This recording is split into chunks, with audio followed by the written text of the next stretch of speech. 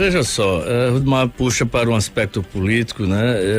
Eu vejo assim. Político não. Não deve ser político administrativo, mas eu vejo a seguinte situação. Vamos lá.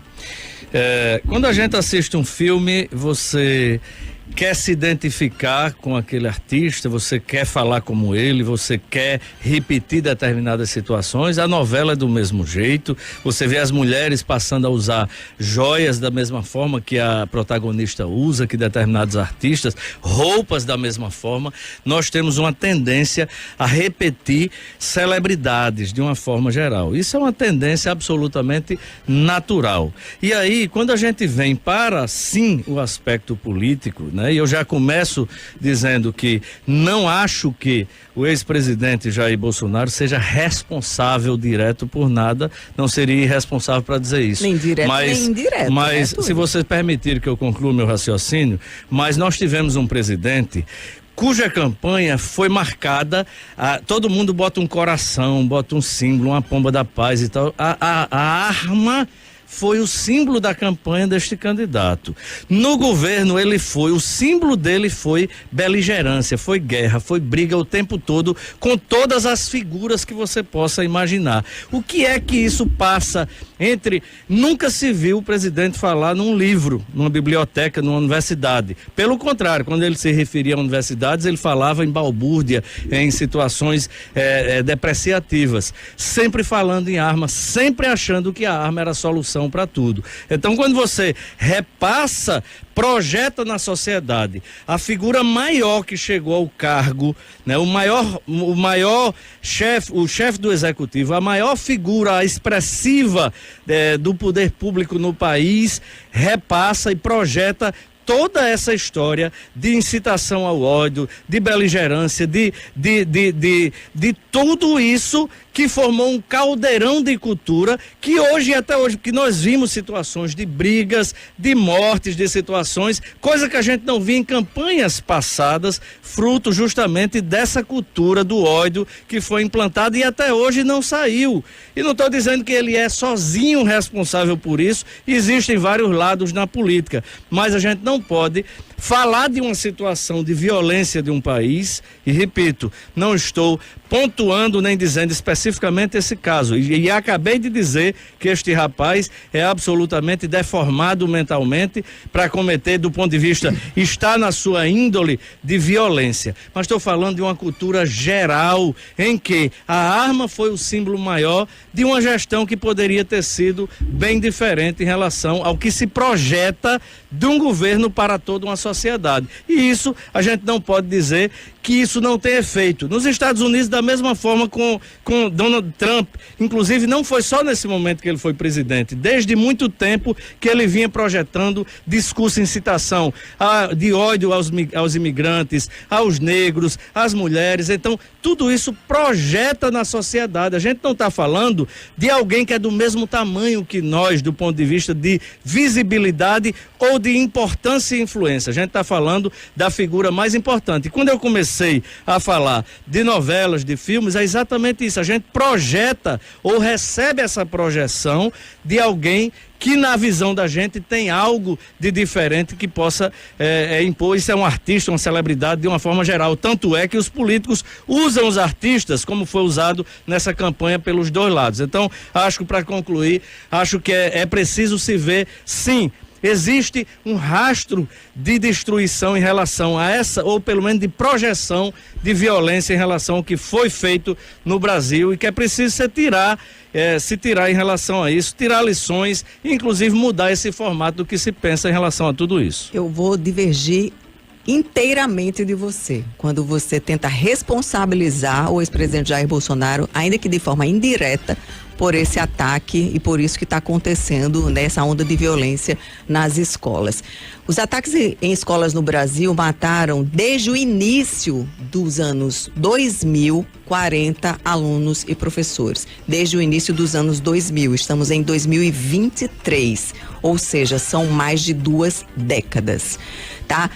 muitas causas, a gente tem percebido, né, a população de uma maneira geral, elas estão adoecendo mais mentalmente. E aí são inúmeras razões. A própria pandemia, né, ela favoreceu o aumento de doenças mentais quando as pessoas ficavam em pânico, trancadas dentro de casa, né, sem ter uma alternativa, sem poder trabalhar, sem poder ter um lazer, enfim. E a pandemia em si, ela foi uma causa de adoecimento mental para muitas pessoas. Isso aí é cientificamente comprovado, porque houve um crescimento e já houve pesquisas divulgando isso. Crianças que passam hoje em dia, essas gerações que não é essa geração já anterior, porque passa muito tempo em jogos violentos, em videogames e computadores. Isso também já é discutido há muito tempo, né? Você cria uma geração acostumada a matar virtualmente e que, de certa forma, normaliza aquilo, né? A internet, o acesso à internet mais fácil, programas violentos nas TVs, em filmes, enfim, tudo isso faz com que as pessoas, elas virem pessoas mais violentas. E aí você querer responsabilizar um ataque que foi cometido por um criminoso, usuário de drogas, não usou uma arma para matar crianças, usou um machado para matar crianças.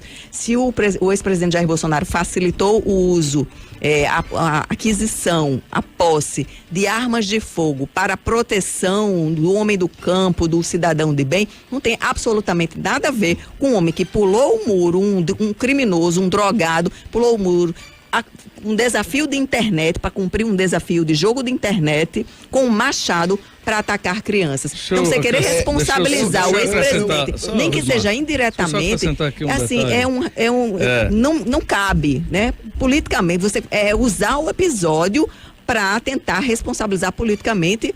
Tudo agora é culpa de Bolsonaro. Não, você pode fazer. Você trouxe todas as novelas da vida real ou fictícias e como se isso fosse realmente motivo. Todo mundo tem jogos violentos e isso não teve esse efeito na sociedade. Tem uma informação dita aqui pelo jornalista Bruno Barreto, que ele disse que no Brasil são 22 ataques como este de Blumenau em 21 anos. Destes, 12 aconteceram de 2019 para cá.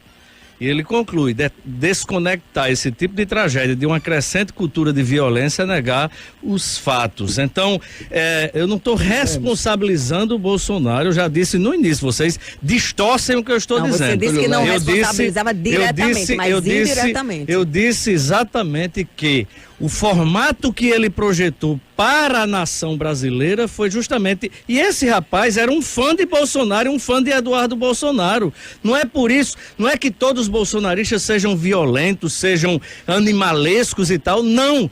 Mas veja que, quando nasce uma situação como essa que você vai atrás, existe uma projeção de fanatismo nisso, de extremismo nessa situação, e isso é real. Pegue os outros componentes do perfil desse monstro. Ele era usuário de drogas, quer dizer que todo mundo que usa drogas é um monstro também? Está estimulando. É preciso saber se ele usa drogas, porque ele vislumbra naquele maconheiro, naquele drogado, artista ou político ou qualquer coisa, eu sou fã daquele, aí sim, aí fica diferente. São situações absolutamente diferentes. Quer dizer que se ele for fã do Roberto Carlos, o Roberto Carlos tem culpa indiretamente no que ele cometeu? Não, porque Roberto Carlos nunca falou em violência. Roberto Carlos é da paz. A gente está tratando de alguém que falava em violência o tempo todo, Ana Karina.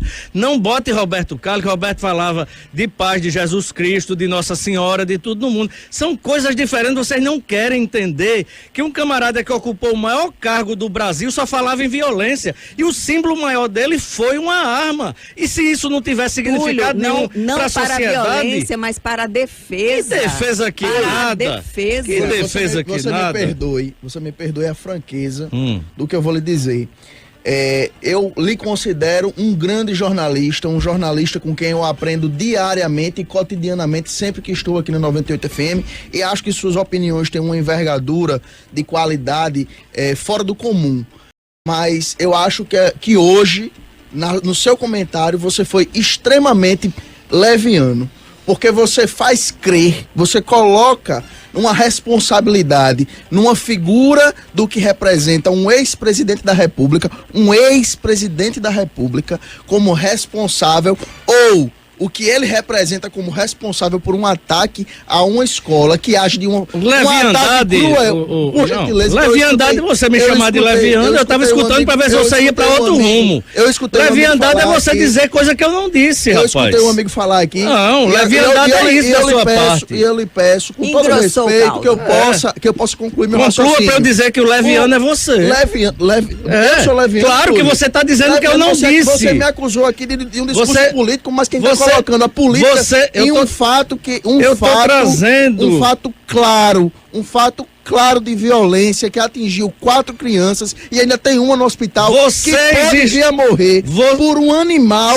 E você trazer a política partidária para dentro de um assunto como esse? Perfeitamente. Você. Eu trouxe, mas eu trouxe num contexto. Que contexto? Eu generalizei o contexto da generalização da violência que foi implantada no governo. Ou você acha que isso não tem nada a ver? E não faça essa menção que eu não fiz em relação ao caso específico. Eu não especifiquei porque eu não sou leviano, nem mentiroso, nem muito menos irresponsável. O que eu fiz, o que eu falei, inclusive eu citei o caso, extraí a situação e disse que o Brasil está vivendo porque nós tivemos uma situação de cultura de violência que vocês não admitem que existiu.